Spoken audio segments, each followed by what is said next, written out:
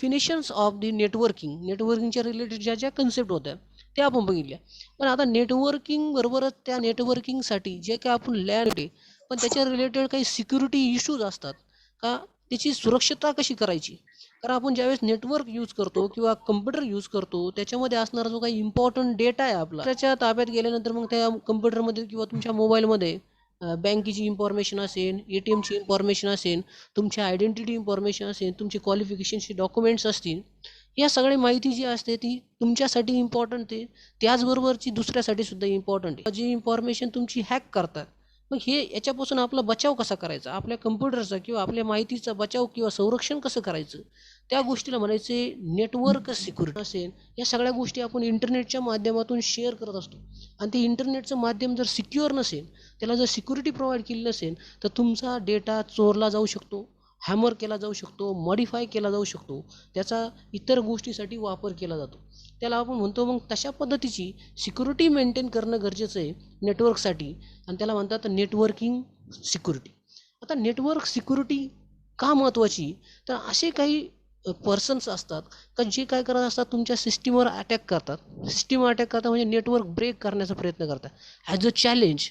एक चॅलेंज म्हणून का मला त्याचा ईमेल ID ब्रेक करता येतोय का, हॅक करता येतोय का, त्याचं कम्प्युटर मला, त्याच्या कम्प्युटरचा डेटा मला चोरता येतोय का, हे चॅलेंज म्हणून घेतात.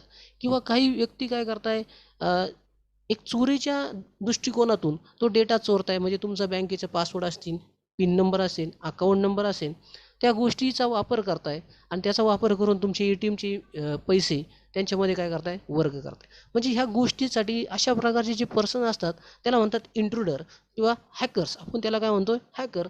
हॅकरचा उद्देश काय असतो, ते एक प्रकारचे चॅलेंज किंवा तुमचा डेटा चोरणे, त्या डेटाचा वापर करणे, मग तो डेटा वापर करून तुम्हाला ब्लॅकमेल करणे. मग ते व्हिडिओ क्लिप असतील, ऑडिओ फाईल्स असतील किंवा कोणत्याही गोष्टी असेल, जेणेकरून त्यांना त्याच्यापासून काही पैसा मिळत असेल, तर त्या इन्फॉर्मेशनचा ते वापर करतात.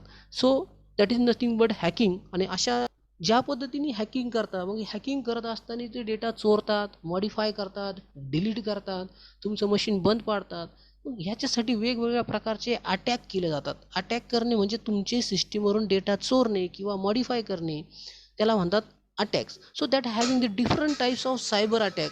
मग त्याच्यापैकी पहिलाच हे जे काय लिस्ट ऑफ अटॅक्स इथे मी तुम्हाला दाखवले, मग ते पॅसिव्ह अटॅक असतील, active attack, distributed attack, hijack attack, buffer overflow attack, password attack, phishing attack, insider attack, close in attack, smurf attack आणि एक्सप्लॉइट अटॅक.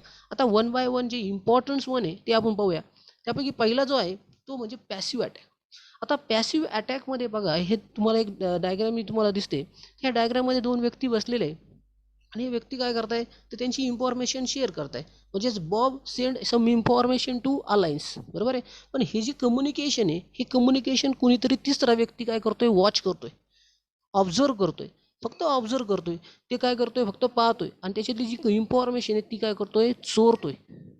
यस. ती तुमची इन्फॉर्मेशन तो मॉडिफाय करत नाही, काहीच करत नाही, फक्त चोरतोय.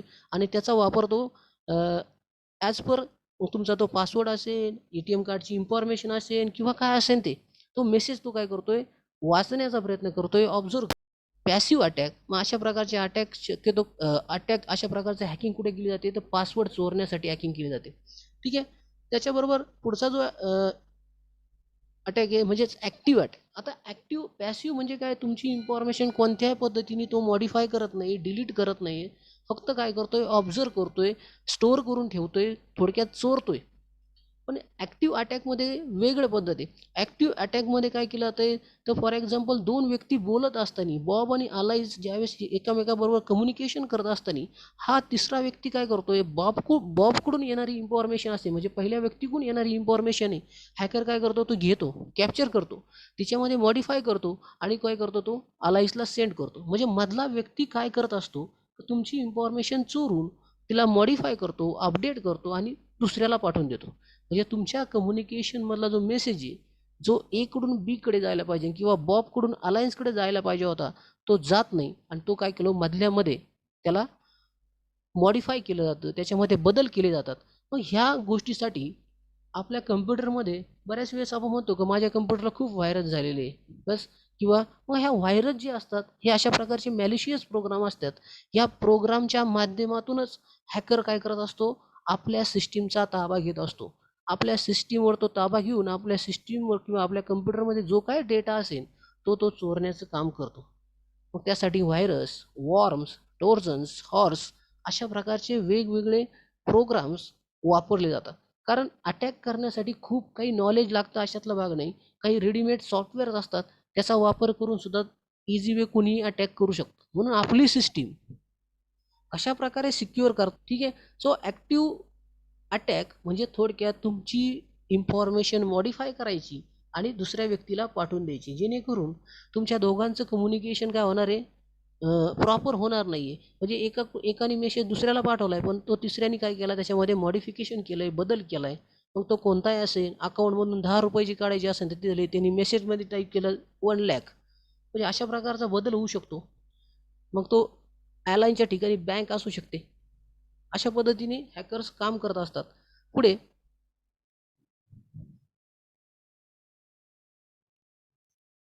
Distributed attack.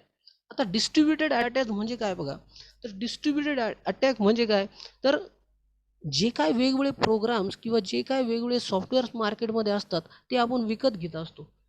किंवा आपल्या मोबाईलमध्ये कोणाचं एखादी ॲप वगैरे त्यावेळेस इन्स्टॉल होतं. त्या इन्स्टॉल होणाऱ्या ॲपबरोबर काही व्हायरसेस येतात. म्हणजे फॉर एक्झाम्पल जिथं टॉर्झन्स हॉर्स नावाचा जो व्हायरस आहे, तो व्हायरस तुमच्या पर्टिक्युलर ॲप थ्रू तुमच्या मोबाईलमध्ये आला. तुम्ही ते ॲप दुसऱ्याबरोबर शेअर केलं, त्याच्याकडे तो गेला. म्हणजे अशा प्रकारे तो काय होतो, डिस्ट्रीब्यूट होत जातो. आणि डिस्ट्रीब्यूट होत असताना तो तुमचं सॉफ्टवेअर, तुमची जी काही सिस्टीम आहे ती पूर्णपणे काय करत असतो, बंद पाडत असतो. म्हणजेच फोल्डरला फोल्डर, फोल्डरला फोल्डर क्रिएट होत राहतात आणि जेणेकरून तुमची सिस्टीम काय होणार आहे, वीक होणार आहे. मग हे एक प्रकारचं काय आहे, हार्डवेअर टाईप अटॅक आहे. आणि ह्या डायग्राममध्ये तुम्हाला पाहायला दिसत असेल कशा पद्धतीने तर इथं बसलेलं आहे आणि हा अटॅकर काय करतो, इंटरनेटच्या माध्यमातून अशा प्रकारची जी काही ॲप्स असतील किंवा मेल्स असतील ज्याच्यामध्ये काय आहे, अशा प्रकारची व्हायरस इन्फॉर्मेशन आहे, जेणेकरून तुमच्या कम्प्युटरवर त्या इन्फॉर्मेशन जास्तीत जास्त प्रमाणात झाल्यानंतर तुमची सिस्टीम वीक होते आणि ऑटोमॅटिकली तुमची सिस्टीम वीक झाल्यानंतर अटॅक करण्यासाठी खूप सोपी असते. अटॅकर इझी वे त्याच्यावर काय करू शकतो, अटॅक करू शकतो, इन्फॉर्मेशन चोरू शकतो. पुढे जातोय आपण. तर पुढचा जो काय, इनसायडर अटॅक. हा अटॅक म्हणजे सिस्टीममध्ये एखाद्या कंपनीमध्ये जे काम करणारे एम्प्लॉई, ते काम करणारे एम्प्लॉईज हा अटॅक घडून आणवतात. म्हणजेच काय, काही इन्फॉर्मेशन बाहेरच्या व्यक्तींसाठी शेअर करतात आणि ज्यावेळेस तो अशी इन्फॉर्मेशन शेअर करत असतो त्यावेळेस तो त्याची जी काय पासवर्ड आणि युजर आय डी दुसऱ्याबरोबर शेअर करतो. ही इन्फॉर्मेशन जर हॅकरच्या ताब्यात गेली तर हॅकर इझी वे तुमच्या नेटवर्कला छेदून किंवा नेटवर्कला पार करून तुमचा डेटा चोरू शकतो. म्हणजे इथे 2 प्रकारचे अटॅक असतात. एक तर जो काही एम्प्लॉयी असेल तो स्वतःहून इन्फॉर्मेशन बाहेर सेंड करेल किंवा दुसरा एक असेल का एम्प्लॉयी त्याच्या मिस्टेकने किंवा त्याच्या चुकून अशा प्रकारचे नॉलेज दुसऱ्याबरोबर शेअर करू शकतो. यस, मग असं होत असेल तर अशा प्रकारच्या अटॅकला म्हणतात इनसायडर अटॅक. मग इनसायडर अटॅक हा काम हे एम्प्लॉयी करत असतात. मग तो पासवर्ड शेअर करणे.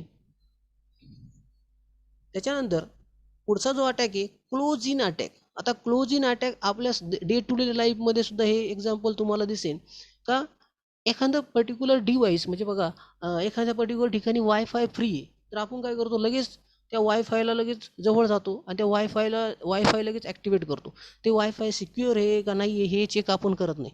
म्हणजेच अशा पद्धतीने जो काय अटॅकर असतो तो काय करत असतो, असे डिव्हाइस कॅप्चर करतो आणि त्या डिव्हाइसमधला जी वीक प्रॉब्लेम्स आहे, विकनेस आहे, तो शोधून काढतो, फाइंड आउट करतो आणि त्या डिव्हाइसवर काय करतो असतो, अटॅक करत असतो. त्याची इन्फॉर्मेशन मॉडिफाय करतो किंवा इन्फॉर्मेशन कलेक्ट करतो. बघा, ह्या क्लोज इन अटॅक म्हणजे काय, तर सोशल नेटवर्किंग वेबसाईट, व्हॉट्सअप असेल, फेसबुक असेल किंवा ट्विटर असेल, ह्या गोष्टीचा आपण जास्तीत जास्त वापर करतो सध्याच्या युगामध्ये.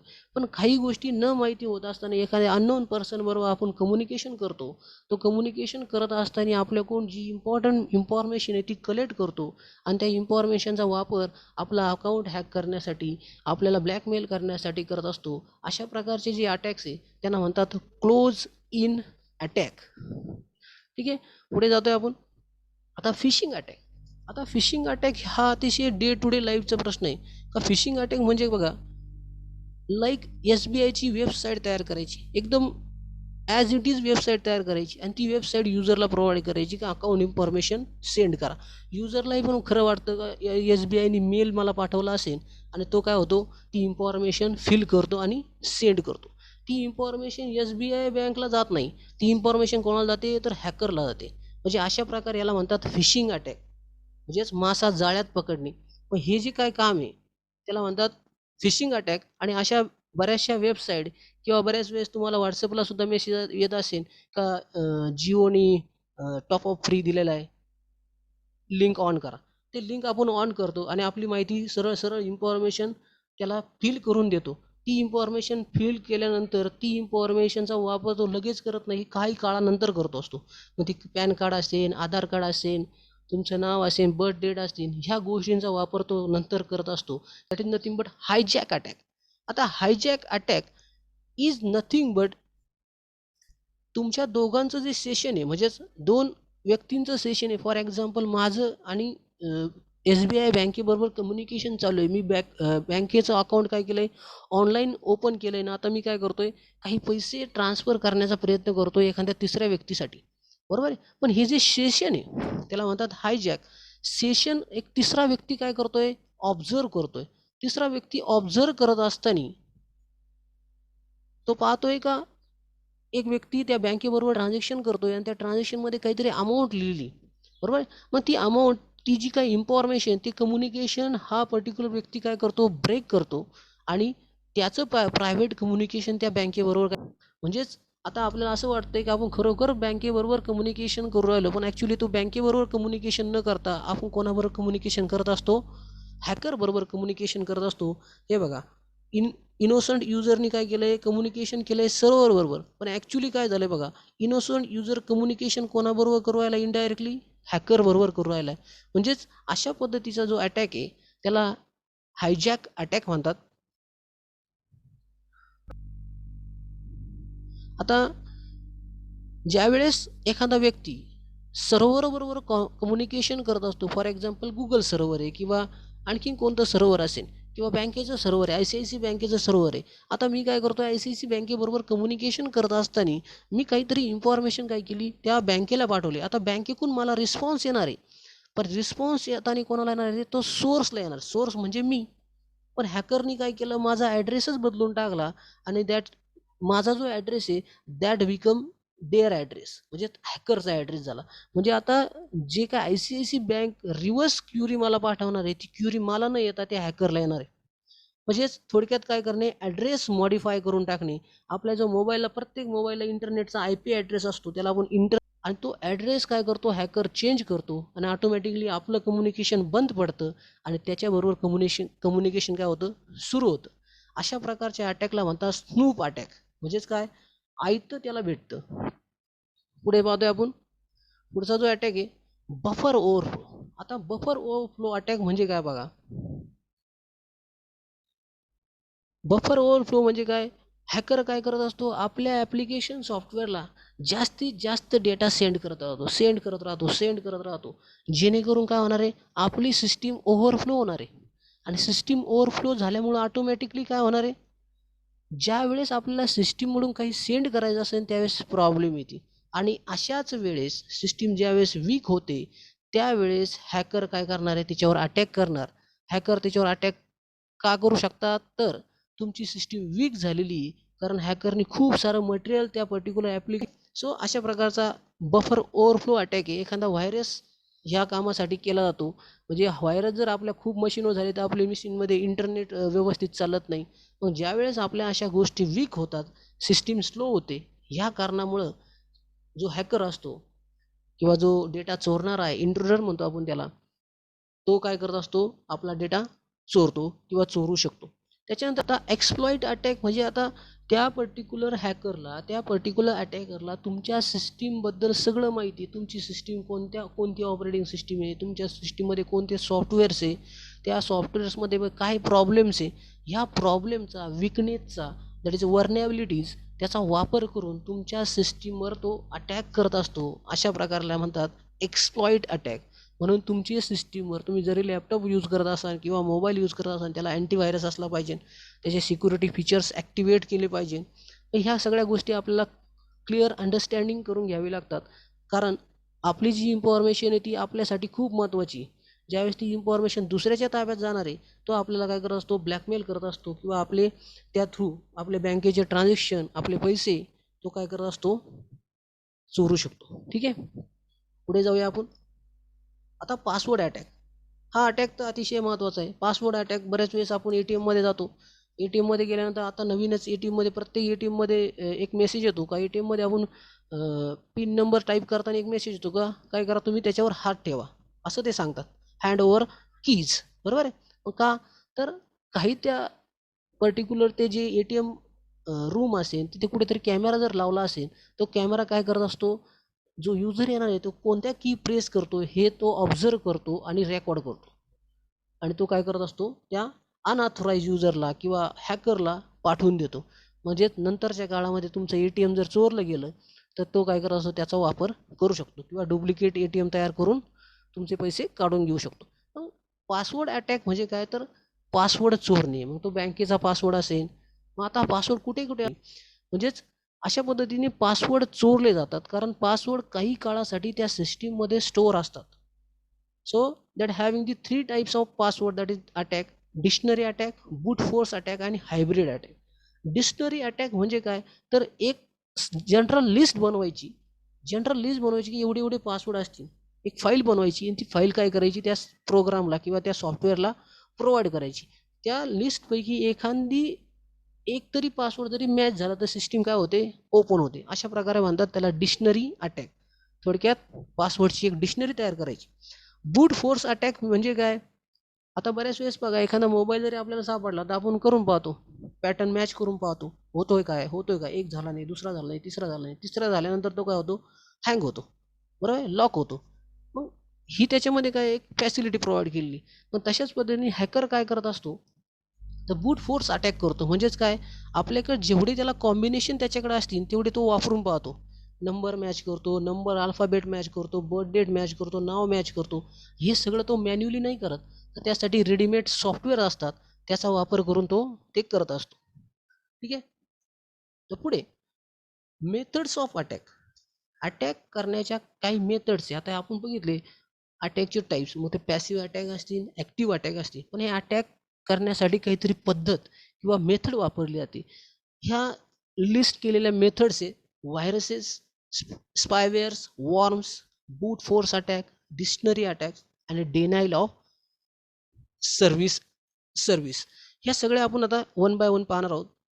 व्हायरस, आता जशा पद्धतीने एखाद्या ह्युमन बिईंगला व्हायरस झाल्यानंतर तो काय होतो, आजारी पडतो, तशाच पद्धतीने कम्प्युटरला जर व्हायरस झाला तर तो सुद्धा आजारी पडणार आहे, तो सुद्धा वीक होणार आहे, तो सुद्धा बंद पडू शकतो.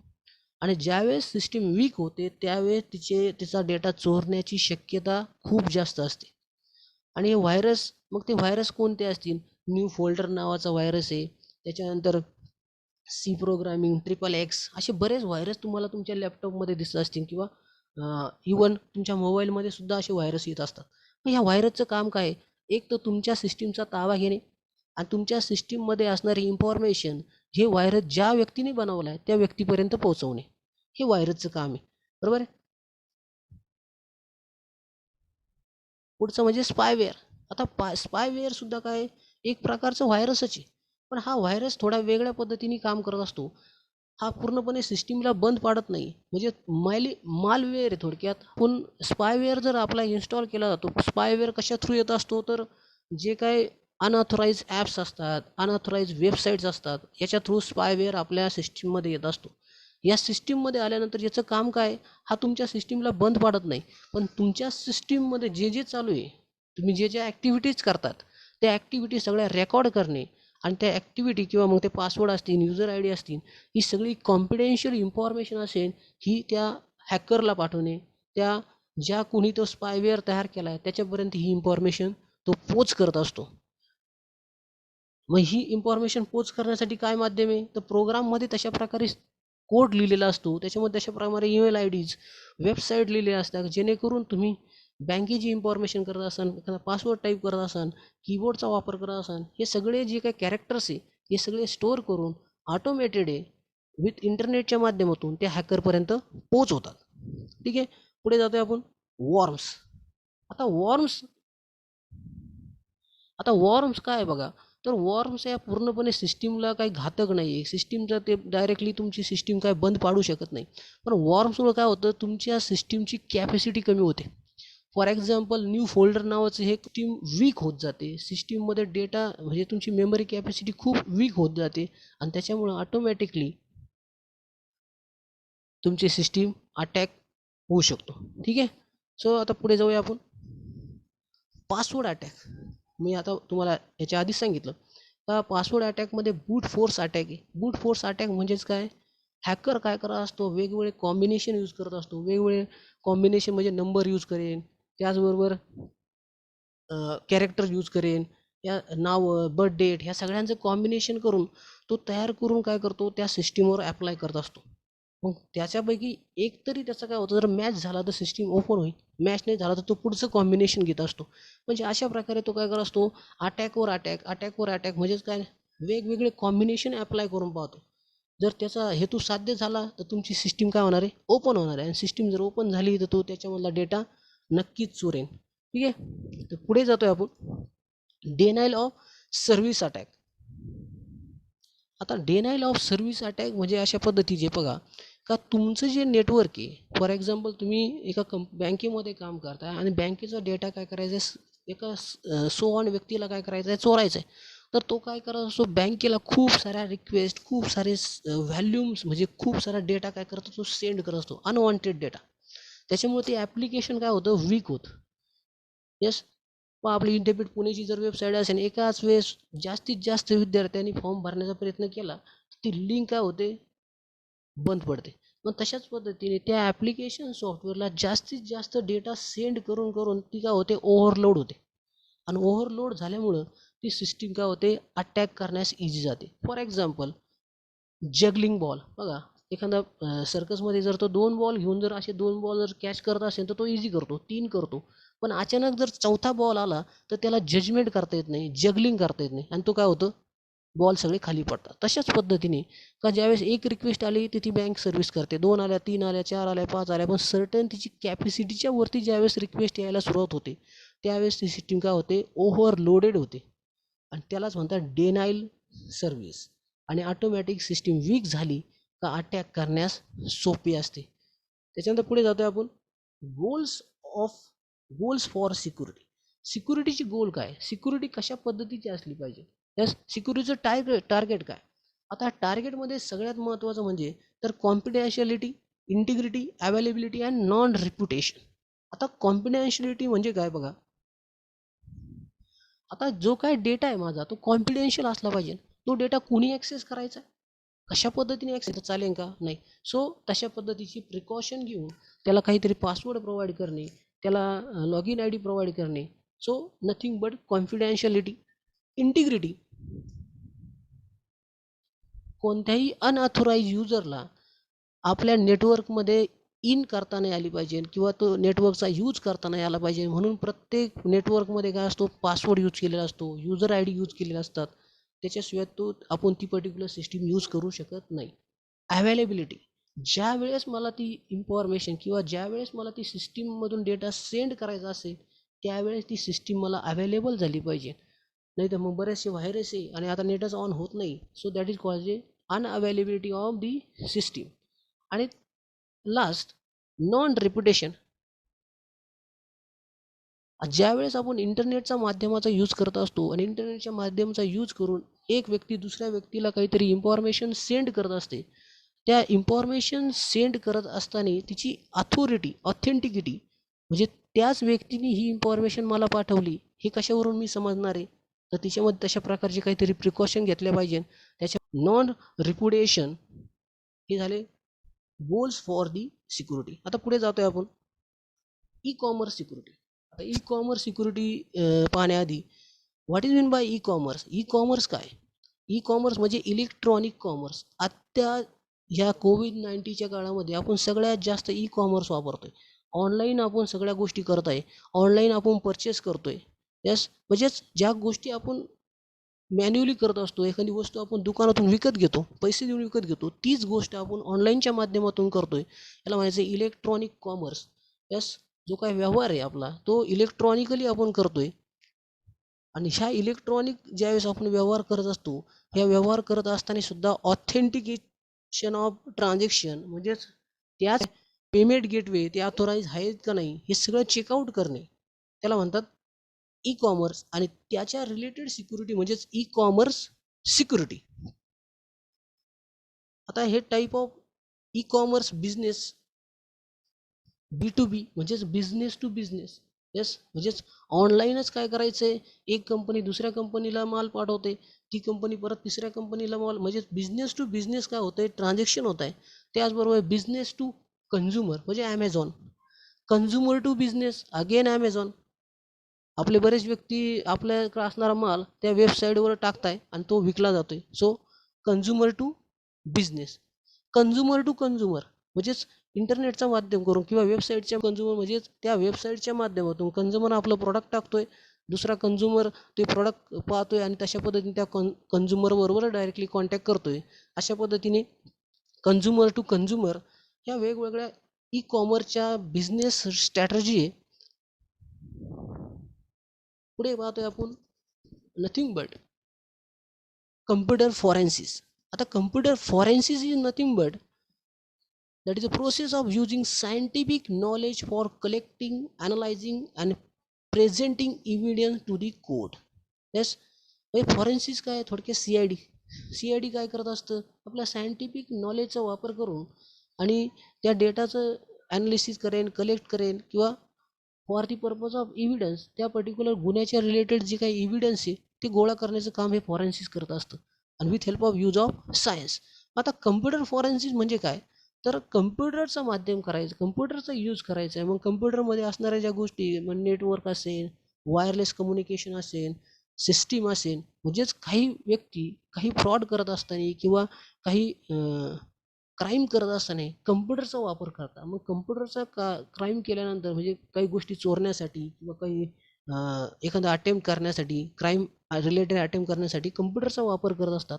मग त्यावेळेस त्या फाइंड आउट करण्यासाठी कम्प्युटर फॉरेन्सिक यूज केली जाते. म्हणजेच आपली हार्ड डिस्क असेल ती परत रिकवर करणे, चेक करणे की त्याच्यामध्ये कोणाला मेसेज गेलेले आहेत का, यांनी इंटरनेटच्या माध्यमातून कोणाला मेसेज पाठवलेत का, मेल केलेला आहेत का, ह्या सगळ्या गोष्टी चेकआउट करणे, त्याला म्हणतात माध्यम करून किंवा वेबसाईटच्या माध्यमातून कन्झ्युमर डायरेक्ट कन्झ्युमरकडे भेटतोय. So that is cause EY.com. Yes, sorry, Donald हा मिकी माऊस आहे. ह्या मिकी माऊसचं जे चित्र दिसतंय पण याच्यामध्ये काहीतरी मेसेज लपलेला आहे. तो message in the format of red, green आणि ब्ल्यू या 3 रंगामध्ये लपलेला आहे आणि तो एक बायनरी कोडेड आहे. हा बायनरी कोड मेसेज दिसताना जनरली आपल्याला काय चित्र दिसतंय, पण तो काय एक मेसेज आहे. आणि ज्यावेळेस तो त्या व्यक्तीकडे जाणार आहे त्याला माहिती तो काय मेसेज. इतर व्यक्तीला काय दिसणार आहे, ते मिकी माऊसचं चित्र दिसणार आहे फक्त. म्हणजे तशाच प्रमाणे वरती दिसताना चित्र आहे, पण त्या चित्राच्या बॅक साईडला किंवा चित्राच्या आतमध्ये एक मेसेज दडलेला आहे. मग अशा प्रकारे तुमचा मेसेज हाइड करून तिसऱ्या व्यक्तीला पाठवणे, त्याला म्हणतात दुसऱ्या व्यक्तीला पाठवणे, त्याला म्हणतात स्टेगनोग्राफी. ह्या स्टेगनोग्राफीचा वापर जुन्या काळात केला जायचा. आता तिचा वापर करून आत्ताच्या काळामध्ये आपण इन्क्रिप्शन डिक्रिप्शन टेक्निक यूज करतो. ते आपण आज बघितलं का वेगवेगळ्या पद्धतीने कम्प्युटर नेटवर्क कशा पद्धतीने हॅक केलं जातं आणि ते हॅक करण्यासाठी कोणकोणत्या प्रकारचे अटॅक्स वापरले जातात. मग ते पॅसिव्ह अटॅक असेल किंवा ॲक्टिव्ह अटॅक असेल, हे 2 मेन टाईप आहे. पॅसिव्ह अटॅक म्हणजे डेटा तुमचा कोणत्याही प्रकारे मॉडिफाय केला जात नाही, फक्त ऑब्झर्व केला जातो. आणि पॅसिव्ह अटॅक म्हणजे तुमचा डेटा मॉडिफाय करून दुसऱ्या व्यक्तीला सेंड केला जातो, त्याला म्हणतात ॲक्टिव्ह अटॅक. त्याचबरोबर हे अटॅक करण्यासाठी वेगवेगळ्या व्हायरसची मदत घेतली जाते. मग ते व्हायरस असेल, टोर्जन्स हॉर्स असेल, त्याचबरोबर पासवर्ड अटॅक्स, वेगवेगळ्या प्रकारचे password techniques, that is brute force attack, denial of service attack, dictionary attack. त्याचबरोबर कम्प्युटर फॉरेन्सिस म्हणजेच कम्प्युटर्सचा वापर वेगवेगळ्या प्रकारचे इव्हिडन्स शोधण्यासाठी सुद्धा केला जातो. त्याचबरोबर स्टेगनोग्राफी आपण बघितलं